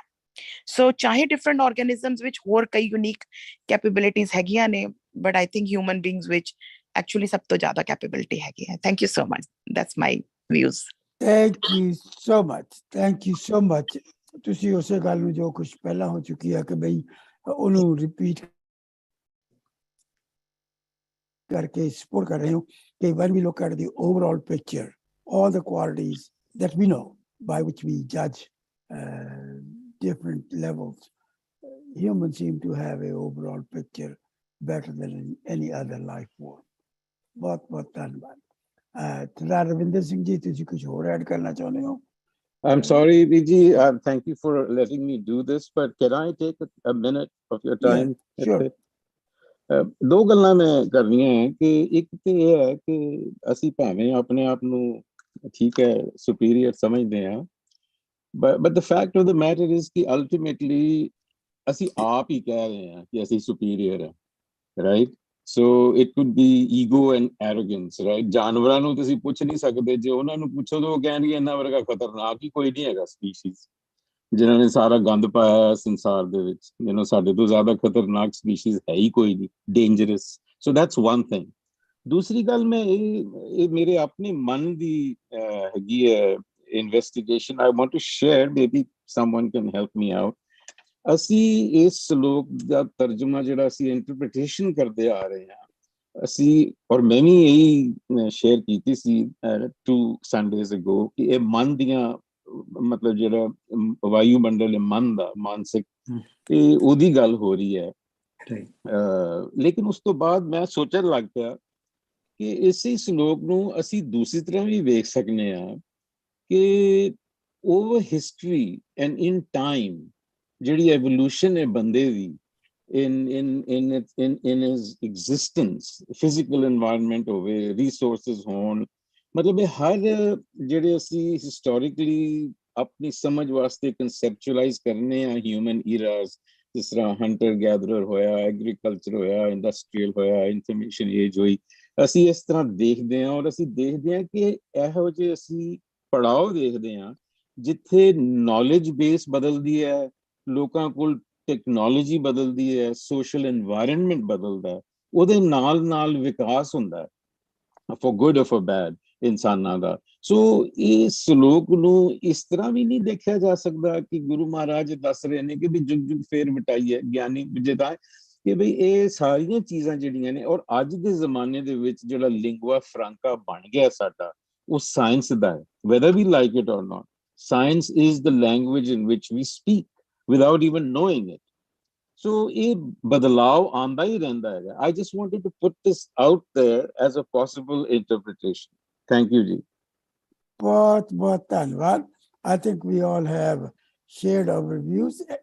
Does anybody want to add something to what has already been said, or we can conclude? Haji, what's your view? Please share. ਮੈਂ ਆਪਣਾ ਸ਼ੇਅਰ ਕਰਾਂ। ਮੈਂ ਇਸ ਐਂਗਲ ਤੋਂ ਕਹਿਣਾ ਕਿ ਗੁਰੂ ਨਾਨਕ ਸਾਹਿਬ ਨੇ ਜਿੱਥੇ ਵੀ ਕੋਈ ਸਿੱਖਿਆ ਦਿੱਤੀ ਹੈ ਨਾ, ਉਹਨਾਂ ਨੇ ਆਡੀਅנס ਨੂੰ ਐਡਰੈਸ ਕੀਤਾ even in the vocabulary of the audience. ਇੱਥੇ ਵੀ ਜਿਹੜੀ ਸਿੱਖਿਆ ਦੇ ਰਹੇ ਆ ਨਾ, ਉਹ ਇਹ ਦੱਸ ਰਹੇ ਆ ਕਿ ਜੇ ਬਾਕੀ ਮੇਰੇ ਸੱਜਣ ਇਹਨੂੰ ਸਮਝਣ ਕਿ ਬਈ ਬਾਕੀ ਕੀ ਸਮਝਦੇ ਸੀ, ਬਾਕੀ ਇਹੀ ਕਹਿੰਦੇ ਸਾਰੇ ਕਿ ਜੀ human form is the superior form. Therefore, Guru Nanak Sahib ਉਹਨਾਂ ਨੂੰ address ਕਰ ਰਹੇ ਆ, does he agree with it or not? That's a different story. ਜਿੱਦਾਂ ਗੁਰੂ ਨਾਨਕ ਸਾਹਿਬ ਜਨਮ ਦੀ ਗੱਲ ਕਰਦੇ ਆ, ਲੋਕੀ ਹੋਰ ਜਨਮ ਦੀ ਗੱਲ ਕਰਦੇ, ਗੁਰੂ ਨਾਨਕ ਸਾਹਿਬ ਹੋਰ ਜਨਮ ਦੀ ਗੱਲ ਕਰਦੇ ਆ। ਇੱਥੇ ਬਾਏ ਦ ਵੇ ਬਾਕੀ ਸਾਰੇ ਮੇਰੇ ਵੀਰ ਇਹ ਕਹਿੰਦੇ ਰਹੇ ਆ ਵੀ ਰਥ ਸਰੀਰ ਹੈ ਤੇ ਰਥਵਾ ਮਨ ਹੈ। ਮੈਂ ਇਹ ਨਹੀਂ, ਬਾਏ ਦ ਵੇ ਇੱਕ ਤਾਂ ਮੈਂ ਪਹਿਲੀ ਗੱਲ ਖਤਮ ਕਰਦਾ ਕਿ ਇੱਥੇ ਗੁਰੂ ਨਾਨਕ ਸਾਹਿਬ ਸਾਨੂੰ ਬਾਕੀ ਆਡੀਅנס ਨੂੰ ਉਸ ਲੈਂਗੁਏਜ ਦੇ ਵਿੱਚ ਦੱਸ ਰਹੇ ਆ ਜਿਹੜੀ ਲੈਂਗੁਏਜ ਸਾਨੂੰ ਪਹਿਲਾਂ ਤੋਂ ਆਉਂਦੀ ਹੈ। ਉਹ ਹੈਗੀ ਹੈ ਵੀ ਜੀ human form is most superior. So ਉਸ ਲੈਂਗੁਏਜ ਦੇ ਵਿੱਚ ਸਮਝਾ ਰਹੇ ਆ। ਦੂਜੀ ਗੱਲ ਹੈ, ਨੋਟਿਸ ਬਾਕੀ ਮੇਰੇ ਵੀਰਾਂ ਭੈਣਾਂ ਕੋਲੋਂ ਮੈਨੂੰ ਬਹੁਤਾ ਲੱਗਿਆ, ਬਹੁਤ ਘੱਟ ਇਹ ਲੱਗਿਆ ਕਿ ਉਹਨਾਂ ਨੇ ਰਥ ਨੂੰ ਸਰੀਰ ਦੀ ਗੱਲ ਕੀਤੀ ਹੈ ਤੇ ਰਥਵਾ ਮਨ ਕੀਤਾ। ਲੇਕਿਨ ਜਦੋਂ ਮੈਂ ਥੱਲੇ ਆਉਣਾ, ਸਤਜੁਗ ਰਥ ਸੰਤੋਖ, ਇੱਥੇ ਸੰਤੋਖ ਨੂੰ ਰਥ ਕਿਹਾ, ਰਥ ਜਤੈ ਜਤ, ਦੁਆਪਰ ਰਥ ਤਪ, ਕਲਯੁਗ ਰਥ ਅਗਨ। ਇੱਥੇ ਰਥ ਆ ਡਿਫਰੈਂਟ ਕਹ ਲਓ ਕੀ ਆ different results ਨੂੰ ਕਿਹਾ ਤੇ ਰਥਵਾ how we got to that। ਜਿਵੇਂ ਸਤਯੁਗ ਸੰਤੋਖ ਤਾਂ ਮਿਲਦਾ, ਸਤਯੁਗ ਦੇ ਵਿੱਚ ਸੰਤੋਖ ਲੋਕੀ ਕਹਿੰਦੇ ਹੈਗਾ ਉਸ ਯੁੱਗ ਦੇ ਵਿੱਚ, ਕਿਉਂਕਿ ਧਰਮ ਜਿਹੜਾ ਉਹ ਰਥਵਾਇਆ ਗਾਈਡੈਂਸ ਧਰਮ ਦੀ ਹੈ। And in that fashion Rath finally is the state of mind and Rathva is how we get there। And ਮੈਂ ਇਸ ਗੱਲ ਨਾਲ ਅਗਰੀ ਕਰਦਾ ਬਾਕੀ ਮੇਰੇ ਵੀਰਾਂ ਭੈਣਾਂ ਨਾਲ ਕਿ ਬਹੁਤ ਘੱਟ ਵੀਰ ਭੈਣ ਹੈ ਜਿਨ੍ਹਾਂ ਨੇ ਕਿਹਾ ਕਿ ਇਹ ਯੋਗ ਐਕਚੁਅਲੀ ਜਿੱਦਾਂ ਬ੍ਰਾਹਮਣਿਕਲ ਧਰਮ ਦੇ ਵਿੱਚ ਬਣਾਏ ਪਏ ਇੰਨੇ ਸਾਲ ਐਕਚੁਅਲੀ ਇਹ ਯੋਗ ਇਸੇ ਹੀ ਲਾਈਫ ਦੇ ਵਿੱਚ ਮਨ ਦੀ ਕੰਡੀਸ਼ਨ ਹੈ। ਜੇ ਤੁਹਾਡਾ ਰਥਵਾ ਧਰਮ ਹੈ, ਤੁਹਾਡੀ ਰਿਸਪੌਂਸਿਬਿਲਿਟੀ ਹੈ ਤੇ ਤੁਹਾਡੇ ਮਨ 'ਚ ਸੰਤੋਖ ਆ ਜਾਣਾ। ਤੇ ਜੇ ਤੁਹਾਡਾ ਰਥਵਾ ਝੂਠ ਹੈ, ਕੂੜ ਹੈ, ਤਾਂ ਮਨ ਤੁਹਾਡਾ ਸੜਦਾ ਰਹਿਣਾ। So it's your decision what yoga you want to live it। ਬਹੁਤ ਧੰਨਵਾਦ। Should we move forward? ਹਾਂਜੀ, ਆਪਾਂ ਕੋ ਮਿੰਟ ਤੇ 15 ਕਹਿੰਦੇ ਆ, but we can definitely start। Who would want to start this श्लोक? महला पहला शाम का है सितंबर स्वामी। मैं शुरू कर सकता जी। I think I'll have to go through the literal meanings first, but I don't think it's going to be done in 5 minutes. Is it okay if I take a little bit extra time? You take one time. I think that would be fair. It's not 5, but we have 15 minutes today, right. So even if you took a few more minutes, it's okay। Okay। ਮਹੱਲਾ ਪਹਿਲਾ ਗੁਰੂ ਨਾਨਕ ਪਾਤਸ਼ਾਹ ਇਹਦੇ ਚ ਉਹ thought ਨੂੰ continue ਕਰ ਰਹੇ ਆ ਜਿਹੜਾ ਪਿਛਲੇ ਸ਼ਬਦ ਸੀ। ਉਹਨਾਂ ਨੇ ਰੈਫਰ ਕੀਤੇ ਸੀ 4 ਯੁੱਗ ਪਿਛਲੇ ਸ਼ਬਦ ਦੇ ਵਿੱਚ। ਨਾਓ ਹੀ is giving you the references ਕਿ ਕਿੱਥੋਂ ਉਹ ਗੱਲ ਲੈ ਰਹੇ ਨੇ, ਕਿਉਂਕਿ ਉਹਨਾਂ ਦੇ ਟਾਈਮ ਤੇ ਵੱਖਰੇ ਵੇਦ ਜਿਹੜੇ ਸੀ ਉਹ ਮਸ਼ਹੂਰ ਸੀਗੇ ਤੇ ਉਹ ਵੇਦਾਂ ਦੇ ਵਿੱਚ ਜਿਹੜੀਆਂ ਰੈਫਰੈਂਸਿਸ ਹੈ ਉਹਨਾਂ ਨੂੰ ਉਹ ਲੈ ਕੇ ਤੇ ਇਸ ਸ਼ਬਦ ਦੇ ਵਿੱਚ ਮੈਸੇਜ ਦੇ ਰਹੇ ਨੇ। ਸੋ ਉਹ ਕਹਿ ਰਹੇ ਹੈ ਕਿ ਜਿਹੜਾ ਸਾਮ ਵੇਦ ਹੈ ਜਿਹੜਾ ਕਿ ਸਤਯੁਗ ਨੂੰ ਇਨਵੋਕ ਕਰਦਾ ਹੈ, ਉਹਦੇ ਵਿੱਚ ਸਤੰਬਰ ਜਿਹੜਾ ਸੀ ਉਹ ਇਹਨੂੰ ਲੋਰਡ ਉਹ ਸਵਾਮੀ ਸੀ ਤੇ ਉਹ that one was living self-existent and self-sustained in Satyug. Mhm.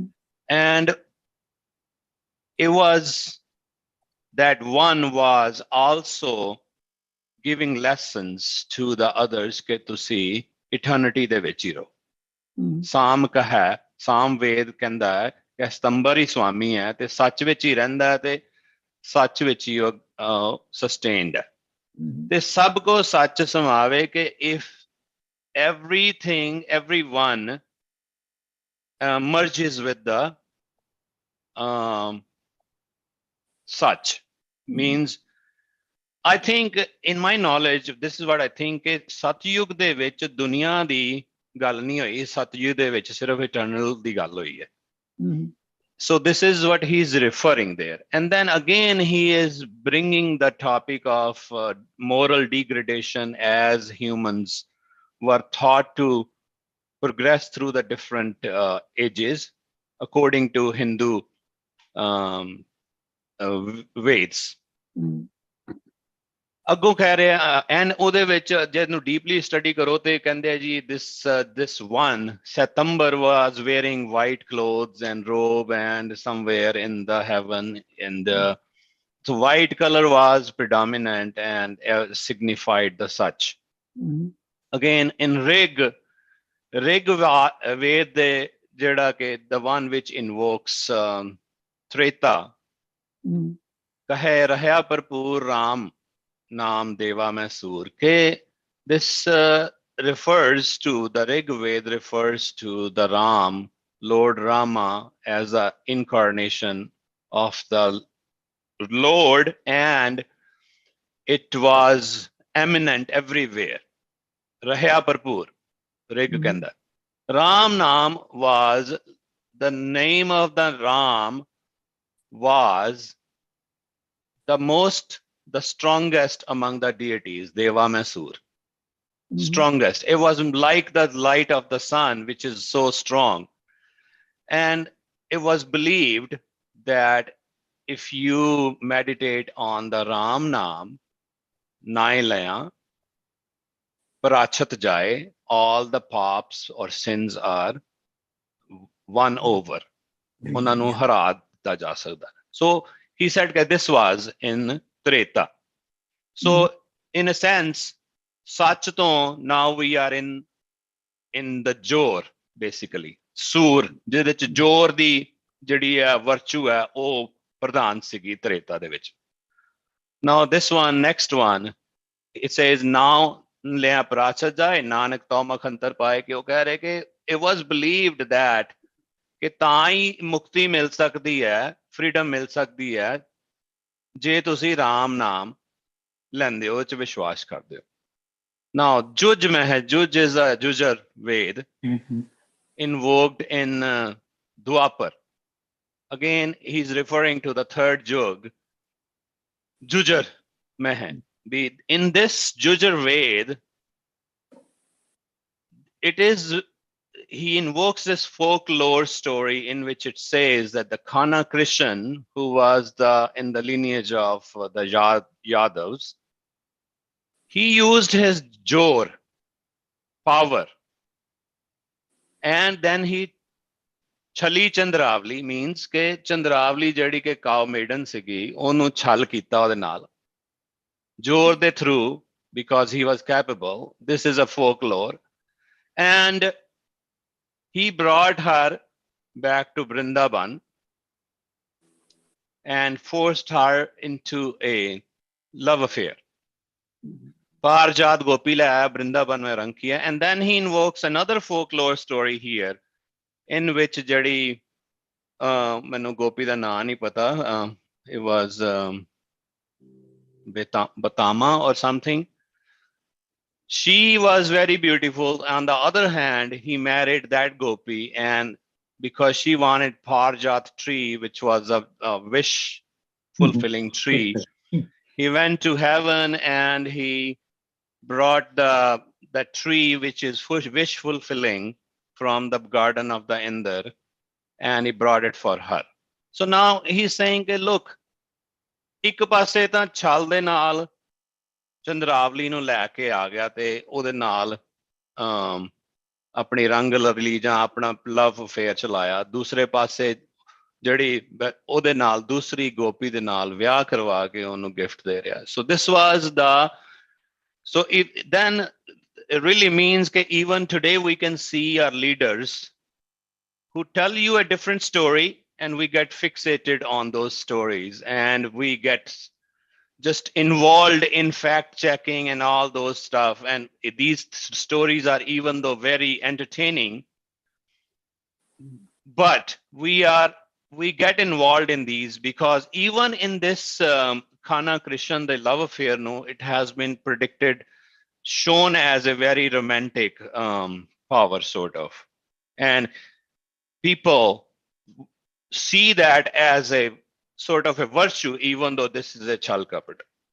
Now he continues his reference. He says that in Kal Yuga, the Athar Ved, Ved Athar de vich Khudai ਜਿਹੜੇ ਤੁਰਕ ਤੇ ਆ ਗਏ ਸੀਗੇ Pathan towards this continent, they became the rulers, and ਖੁਦਾਈ ਦਾ ਨਾਂ ਜਿਹੜਾ ਉਹ ਅੱਲਾ ਜਿਹਨੂੰ ਕਹਿੰਦੇ ਸੀ ਉਹ ਪ੍ਰਧਾਨ ਹੋਇਆ, ਉਹ as a dominant figure ਹੋਇਆ. It was being forced on the rest of the communities. They were converting them with power. They were, doing all these yuddhs, killing people, innocent people, and converting them to their religion. And all these powerful people, they were wearing neele bastar pande ਜਾਂ green bastar pande ਸੀ ਤੇ ਉਹ force ਕਰਦੇ ਸੀ ਤੇ ਕਹਿੰਦੇ ਸੀ ਕਿ ਇਹੋ ਹੀ ਨਾਮ ਜਿਹੜਾ ਆ ਇਹ prime ਹੈਗਾ. Now all these, they show you the gradual degradation of the virtuous value of the mind. ਪਹਿਲਾਂ ਸੱਚ ਤੋਂ ਫਿਰ ਉੱਥੇ ਸੂਰ ਦੇ ਵਿੱਚ ਚਲਾ ਗਿਆ, ਫਿਰ ਛਲ ਕਪਟ ਚਲਾ ਗਿਆ, ਹੁਣ ਇੱਥੇ ਸਾਰੀ ਅਗਨ ਜਿਹਨੂੰ ਪਿਛਲੇ ਸ਼ਬਦ ਚ ਉਹਨਾਂ ਨੇ ਰੈਫਰ ਕੀਤਾ ਸੀਗਾ ਕਿ ਕਹਿਣ ਨੂੰ ਤਾਂ ਖੁਦਾਈ ਹੈ ਲੇਕਿਨ ਹੈ ਅਸੀਂ ਕਲਯੁਗ ਚ, ਕਲਯੁਗ ਦੇ ਵਿੱਚ ਕਹਿਣ ਨੂੰ ਕਹਿੰਦੇ ਸੀ ਸਤਯੁਗ ਚ ਯਜੁਰ ਦੇ ਵਿੱਚ ਤੇ ਹੈਗੇ ਅਸੀਂ ਕਲਯੁਗ ਚ. ਇਸ ਤਰ੍ਹਾਂ ਇਹਨਾਂ ਚਾਰੇ ਵੇਦਾਂ ਦੀ ਪ੍ਰੋਪੇਗੇਸ਼ਨ ਦੇ ਨਾਲ ਇਹਨਾਂ ਨੂੰ ਸਚਿਆਰ ਬਣਾ ਦਿੱਤਾ ਗਿਆ. ਇਹ ਲੋਕ ਬਲੀਵ ਕਰਦੇ ਆ ਕਿ ਇਹਨਾਂ ਦੇ ਉੱਤੇ ਰਿਫਲੈਕਟ ਕਰਨ ਦੇ ਨਾਲ ਹੀ ਬੜੇ ਗੁਣੇ 3-4 ਵਿਚਾਰ ਲੋਕਾਂ ਦੇ ਜਿਹੜੇ ਵਿਚਾਰ ਆ ਨੋਬਲ ਹੋ ਜਾਂਦੇ, ਚਾਰੀ ਹੋ ਜਾਂਦੇ. So now in the end he gives a message. Again, we should not be focusing on the references which Guru Nanak gives from the popular beliefs of his time. We should be focusing on the message in the end. He says, Pao, ਪਿਆਰ ਦੇ ਨਾਲ, devotion ਦੇ ਨਾਲ, ਭਗਤੀ ਦੇ ਨਾਲ, ਕਰ ਨੀਚ ਸਦਾਏ. We got to count ourselves or tell others that we are humbles. We need to think that we are humble and we need to have this reflection of Pao Bhagat in our life. ਤਾਂ ਹੀ ਅਸੀਂ ਇਸ ਜ਼ਿੰਦਗੀ ਦੇ ਵਿੱਚ ਮੁਖੰਤਰ ਪਾ ਸਕਦੇ ਹਾਂ. ਹੁਣ ਇਹਦਾ ਮੀਨਿੰਗ ਤੁਸੀਂ ਅੱਗੋਂ ਇਹਨੂੰ ਲੈਬੋਰੇਟ ਕਰ ਸਕਦੇ ਹੋ ਕਿ why did he have to refer for ਯੁੱਗ, ਉਹਦੇ ਚ moral degradation ਕਿਉਂ? ਕਿਉਂਕਿ ਅੱਜ ਵੀ like I said before, we get sidetracked. We focus on literal meanings of Gurbani. We argue on that. We don't see the bigger picture. We don't see the universe as the bigger plot and us being the participants. We don't see the hukam. We try to explain our own things from our own meanings, and we ਨੀਚ ਨਹੀਂ ਸਦਾਂਦੇ, humble ਨਹੀਂ ਹੁੰਦੇ. We don't get the bigger picture. ਭਾਵ ਭਗਤ ਨੂੰ ਪਿੱਛੇ ਛੱਡ ਕੇ, humbleness ਨੂੰ ਛੱਡ ਕੇ ਤੇ ਅਸੀਂ ਦੂਸਰੀਆਂ ਚੀਜ਼ਾਂ ਤੇ ਫਿਕਸਡ ਹੋ ਜਾਂਦੇ ਆ.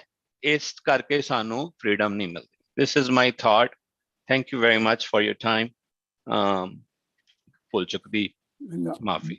ਵੀਰ ਜੀ, so beautifully explained. Very nicely.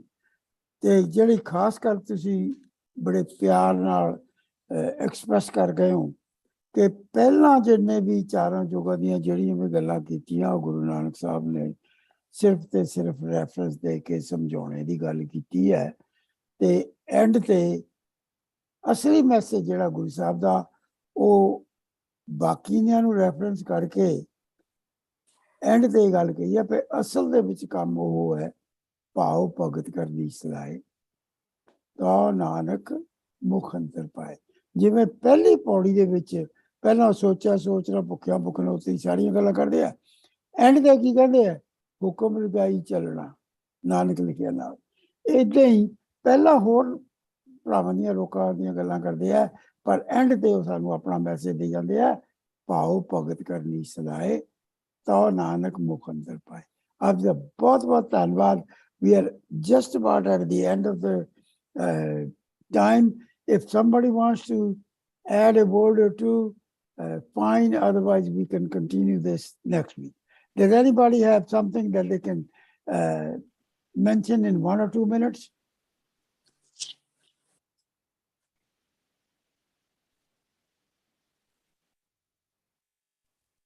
क्योंकि ਇਹਦਾ ਇਸ ਸ਼ਲੋਕ ਦਾ ਭਾਵ ਕਾਫੀ ਡੂੰਘਾ ਹੈ ਤੇ at the end So Virji, let's not rush it. Let's not rush it. So let's do it next Sunday. And I want to thank everybody for sharing their views on the first slok, ਜਿੱਥੇ ਅਸੀਂ ਮੇਰ ਦੀ ਗੱਲ ਕਰਕੇ ਆਪਣੇ ਆਪਣੇ ਵਿਚਾਰ ਸਾਂਝੇ ਕੀਤੇ ਆ। ਐਂਡ ਮੇਰੇ ਵੀਰ ਸਰਦਾਰ ਹਰਪ੍ਰੀਤ ਸਿੰਘ ਜੀ ਨੇ ਬਹੁਤ ਹੀ ਸੋਹਣੇ ਤਰੀਕੇ ਨਾਲ ਅਗਲਾ ਸ਼ਲੋਕ ਕੀਤਾ, ਤੇ ਅਗਲੀ ਵਾਰ ਆਪਾਂ ਬਾਕੀ ਮੇਰੇ ਵੀਰਾਂ ਭੈਣਾਂ ਤੋਂ ਉਹਨਾਂ ਦੇ ਵਿਚਾਰ ਸੁਣਾਂਗੇ। ਆਪ ਜੀ ਸਾਰਿਆਂ ਦਾ ਬਹੁਤ ਬਹੁਤ ਧੰਨਵਾਦ। ਸਾਰਿਆਂ ਨੂੰ ਸਤਿਕਾਰ ਭਰੀ ਸਤਿ ਸ੍ਰੀ ਅਕਾਲ। ਵਾਹਿਗੁਰੂ ਜੀ ਕਾ ਖਾਲਸਾ, ਵਾਹਿਗੁਰੂ ਜੀ ਕੀ ਫਤਿਹ। ਵਾਹਿਗੁਰੂ ਜੀ ਕੀ ਫਤਿਹ।